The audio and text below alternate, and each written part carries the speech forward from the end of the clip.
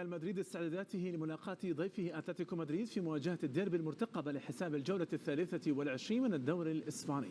النادي الملكي يتطلع للحفاظ على صدارة الدوري ومصالحة جماهيره رغم الغيابات الكثيرة، خاصة بعد الخسارة المفاجئة له بهدف نظيف في الجولة الماضية أمام إسبانيول، بينما يسعى غريمه أتلتيكو مدريد الذي يتأخر عنه بنقطة واحدة للظفر بالنقاط الثمينة ليعتلي صدارة الترتيب. Son los partidos que donde te gusta estar. هذا هو النوع من المباريات التي نحب أن نلعبها. نحن نستمتع بالتواجد هنا على الرغم من الضغوط العالية. ستكون مباراة رائعة بلاعبين رائعين في مسابقة مذهلة، ونحن هنا نقاتل من أجل الفريق رغم أننا نعاني من أزمة دفاعية كاملة.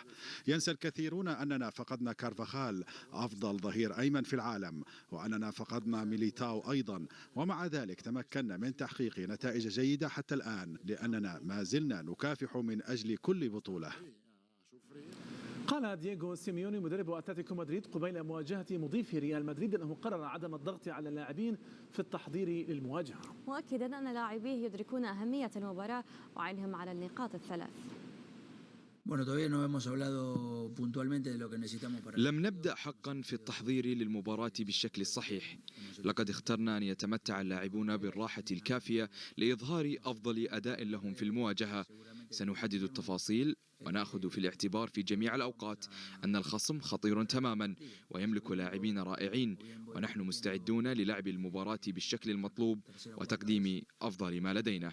كما شاهدتم معنا في هذا التقرير، فإن أتلتيكو مدريد وريال مدريد سيتواجهان يوم السبت على الساعة 8 ليلا بتوقيت غرينتش. هي مواجهة ستحسم لقب الدوري الإسباني. كنشكركم على المتابعة.